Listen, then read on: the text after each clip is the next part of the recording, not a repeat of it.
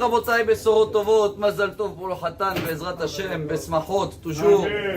On est aujourd'hui le 22, 8 jours avant Rosh Hashanah, 32 jours avant Simchat Torah. Bon, vous allez me dire pourquoi je dis le chiffre 32, juste pour signaler, bon en hébreu c'est l'Ev, c'est le cœur. En ce moment on doit essayer de s'investir le plus possible. Et le Teilim, le numéro cœur, le 32, tout le monde le connaît. Il y a une phrase qu'on va essayer de comprendre aujourd'hui. Al tiyu kesus kefered en havin, bametek veresen aidio livlom balkaro velecha. Je vais essayer de traduire un petit peu. Ne soyez pas, il nous dit le roi David, comme un cheval ou comme le mulet, c'est ça on dit pered, qui comprennent pas. Il faut essayer de comprendre. Hazak Oubarou, je te dis que ça a sauté aujourd'hui, tu vois, j'ai parlé de cheval. Alors, qu'est-ce qu'on peut comprendre avec ça?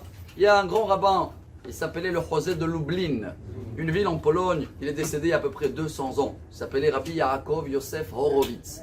Et lui, il disait qu'il y avait une personne très riche qui devait passer de la marchandise entre Pologne et la pays à côté.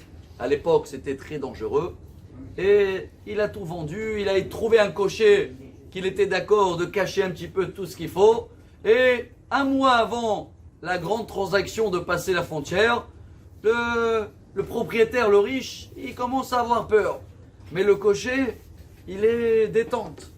Mais quand il commence à prendre la route, 10 heures avant de passer la frontière, ça commence chez lui aussi un petit peu l'inquiétude. Il a dit attention, s'ils vont m'attraper, bon, je vais m'excuser, je vais dire je ne savais pas, mais ils vont me dire. Et les seuls qui n'étaient pas du tout inquiets, et ils ont passé tout nickel, ils ne se prennent pas la tête, même pas une seconde, c'est qui? Les chevaux, bravo.